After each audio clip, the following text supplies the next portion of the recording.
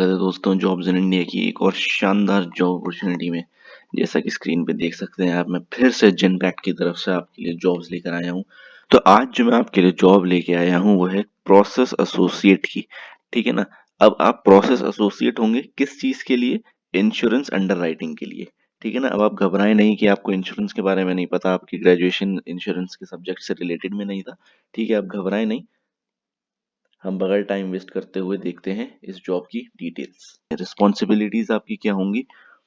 Drive service level targets. इसका basically मतलब होता है कि आप कंपनी अपनी सर्विस कितनी जल्द से जल्द प्रोवाइड कर सकती है, तो आपको वही काम करना है, इंश्योर करना है कि सर्विस जो आप प्रोवाइड कर रहे हैं वो जल्द से जल्द प्रोवाइड कर सकें। Constantly monitor centralized mailbox and work upon incoming submissions, emails, request using FIFO method। तो अब आपके पास क्योंकि सबमिशंस आते रहेंगे, जो आप भी सर्विसेज प्रोवाइड कर रहे हैं उससे रिलेटेड जो आपके पास ईमेल्स आएंगे, जो आपने कोई सर्विस प्रोवाइड करी, सामने वाली पार्टी उसको यूज करना चाह रही है तो वो आपको ईमेल भेजेंगे सबमिशन का। ठीक है ना। तो आपको एक फीफो मेथड होता है, इसका क्या मतलब होता है? First in first out method. ठीक है ना। तो आपको इन सब चीजों के बारे में थोड़ा सा पढ़ना पड़ेगा। मैं आसान शब्दों में अगर बताऊं फीफो, तो उसमें ये क्या होता है कि नई एसेट्स को यूज करने से पहले पुरानी एसेट्स को आप निकाल लेते हैं। फर्स्ट इन फर्स्ट आउट मतलब जो चीज पहले आई थी वो चीज पहले ही जाएगी। ठीक है ना।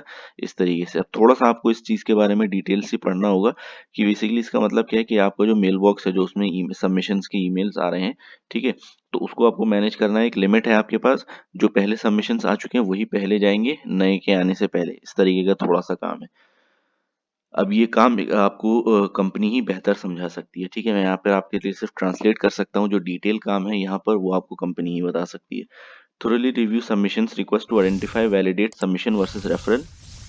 तो आपको क्या है, सबमिशन की रिक्वेस्ट जो आपके पास आती है उनको आइडेंटिफाई आपको करना है, ताकि आप अच्छे से समझ सकें कि ये सबमिशन है या फिर रेफरल है। ठीक है ना। Record and refer those that are outside the guidelines to the underwriting department for approval.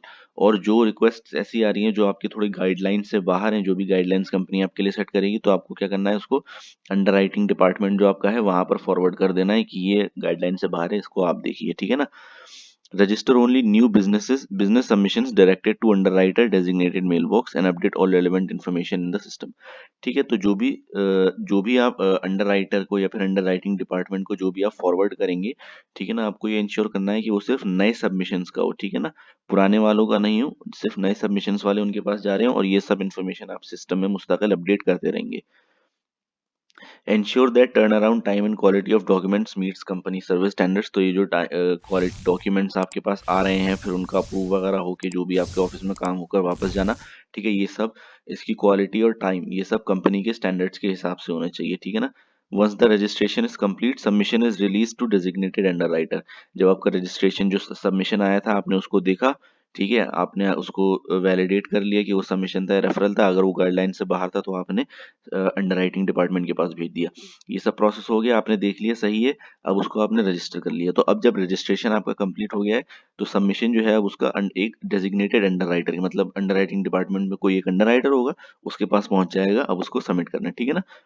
Manage and maintain records including correspondence and data files. तो आपको ये सब जो आपके पास सबमिशंस आ रहे हैं, जैसे ही पहले ही बताया था, ये सब इंफॉर्मेशन आपको, डेटा, ये सब आपको मैनेज करना है, मेंटेन करना है। ठीक है ना। ये आपका काम है बेसिकली।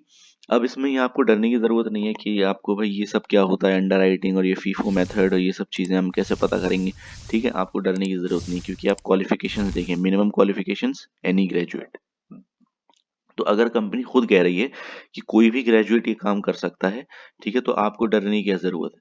भाई कंपनी अपना नुकसान तो करेगी नहीं किसी भी ग्रेजुएट को लेकर। ठीक है, अगर वो खुद कॉन्फिडेंट है कि हाँ ये काम कोई भी कर सकता है, तो आपको तो और ज्यादा कॉन्फिडेंट होना चाहिए कि कंपनी ही अगर मुझे मौका दे रही है तो मैं क्यों ना उसका फायदा उठाऊं। ठीक है ना। बस ये बात है कि अगर आप इन, जैसे कि यहाँ पर आपने रिस्पॉन्सिबिलिटीज में कुछ टर्म्स देखे हैं, अगर आप इनके बारे में पढ़ के जाएंगे इंटरव्यू के लिए, तो आपकी एक तरह से इमेज अच्छी बनेगी कि हाँ अगर ये जैसे जो भी ये सब्जेक्ट का आता है, इसके अलावा किसी ग्रेजुएट, फॉर एग्जांपल मैथ्स का ग्रेजुएट है लेकिन ये वाली जॉब लेने गया है, ठीक है ना, तो उनको पता चलेगा कि हाँ एटलीस्ट इसने थोड़ा सा पढ़ा हुआ है, बाकी तो हम अपनी ट्रेनिंग में सिखा ही सकते हैं। गुड कॉम्प्रहेंशन, समझने की आपकी स्किल्स अच्छी हो, कम्युनिकेशन आपकी ऑब्वियसली रिटन एंड स्पोकन दोनों अच्छी हो, एक्सेल स्किल्स आपकी अच्छी होनी चाहिए, माइक्रोसॉफ्ट एक्सेल, क्योंकि ये सब चीजें आपका काम मोस्टली एक्सेल पर होने वाला है। ठीक है ना। इंग्लिश आपकी अच्छी हो, रिटन और ओरल दोनों, बोलना और लिखना दोनों। और जिन्होंने यहाँ पे दोबारा लिख दिया है कि good knowledge of MS office specifically MS Excel. तो एमएस ऑफिस की अच्छी नॉलेज आपके पास होनी चाहिए, वर्ड पावर पॉइंट वगैरह की, लेकिन एक्सेल की खास तौर से बहुत अच्छी होनी चाहिए। तो ये आपको खुद से भी प्रैक्टिस करनी पड़ेगी अपने लिए, ठीक है ना। Preferred requirement intermediate insurance under writing. तो ऑब्वियसली बहुत बेसिक सी बात है कि अगर आपके पास इंटरमीडिएट का क्या मतलब हो गया, मिड लेवल। मिड लेवल कब आप पहुंचेंगे, जब आपके पास एक्सपीरियंस होगा। तो ऑब्वियसली अगर कोई एक्सपीरियंस वाला जा रहा है तो उसको प्रेफर करा जाएगा, ठीक है। लेकिन अगर कंपनी खुद आपसे कह रही है कि भाई एनी ग्रेजुएट अप्लाई कर सकता है, तो आप फिर पीछे ना हटें, इसका बिल्कुल फायदा उठाएं। एक इंटरेस्टिंग चीज क्या है, वैसे तो ये जॉब गुड़गांव में है, जो गुड़गांव बादशाहपुर में, ये मैं पहले बताना भूल गया था। लेकिन इंटरेस्टिंग चीज क्या है, जॉब की टाइमिंग्स। तो ये जॉब दोपहर के 1:30 बजे से रात के 10:30 बजे तक होने वाली है। तो ये ऐसा टाइम है कि हो सकता है हर कोई इस टाइम में एक तरह से कंफर्टेबल फील ना करे काम करना। तो ये फिर आपको अपनी सिचुएशन के हिसाब से देखना पड़ेगा। तो ये होगी दोस्तों आपकी जॉब। अब इसका अप्लाई करना सिंपल है, जैसा कि आपको यहाँ अप्लाई नाउ का, अप्लाई ऑनलाइन का बटन दिख रहा है, आप इस पर क्लिक करेंगे, ये वेब पेज हमारा खुल जाता है। अब हम यहाँ पे इसको एक्सेप्ट करेंगे, आई एक्सेप्ट। फिर अगेन रोज वाला प्रोसेस, जैसा कि मैं बताता हूँ कि जब कंपनी अपनी खुद की वेबसाइट पर लॉगिन आपसे अप्लाई करवाती है, जैसे कि जेनपैक्ट की खुद की वेबसाइट है। तो जब आपसे जेनपैक्ट अपनी खुद की वेबसाइट पर लॉगिन करवाएगा, तो वो हमेशा जेनपैक्ट ही नहीं, कोई भी कंपनी आपकी एक अकाउंट बनवाएगी, जैसा कि आप यूजुअली इंस्टाग्राम वगैरह पे अकाउंट अपना बनाते हैं, उस तरीके से, जहाँ पर आपको अपनी डिटेल्स डालनी होंगी, नाम, सीवी, रेज्यूमे और phone number, address, educational qualification, ये सब चीज़ें आपको डालनी होंगी। इनका मकसद ये होता है कि वो आपकी डिटेल्स को सेव करके रखें, ताकि इस जॉब के लिए भी या फिर फ्यूचर में आप जब भी कोई भी जॉब के लिए अप्लाई करते हैं, तो आपके पास, उनके पास ऑलरेडी आपका डेटा हो, वो उससे डिटरमाइन कर सकें कि हाँ, ये बंदा हमारे इस जॉब के लिए कितना बेहतर है, ठीक है ना। जैसा कि आप इंस्टाग्राम का एग्जांपल ले लें, आप हर बार नई अकाउंट नहीं बनाते, आप सेम ही अकाउंट पे लॉगिन करते हैं जब भी आपको यूज़ करना होता है। तो सेम जेनपैक्ट पे आप जब भी जॉब पे अप्लाई करेंगे, तो वही सेम अकाउंट पे होगा, और आप इसको अपडेट भी करते रह सकते हैं आपके एक्सपीरियंस वगैरह के हिसाब से। तो ये थी दोस्तों आपकी जॉब। अगर ये वीडियो पसंद आई हो तो उसको लाइक करें, चैनल को सब्सक्राइब करें। मैं रोज़ ही मेहनत करके आपके लिए ऐसे वीडियोस लाता रहूँगा। तो नया चैनल है, इसको थोड़ा सा सपोर्ट करें। जो दोस्त वीडियोस देखते हैं, चैनल को सपोर्ट करते हैं, उनका दिल से शुक्रिया। मिलते हैं जल्दी एक और नई जॉब अपॉर्चुनिटी के साथ।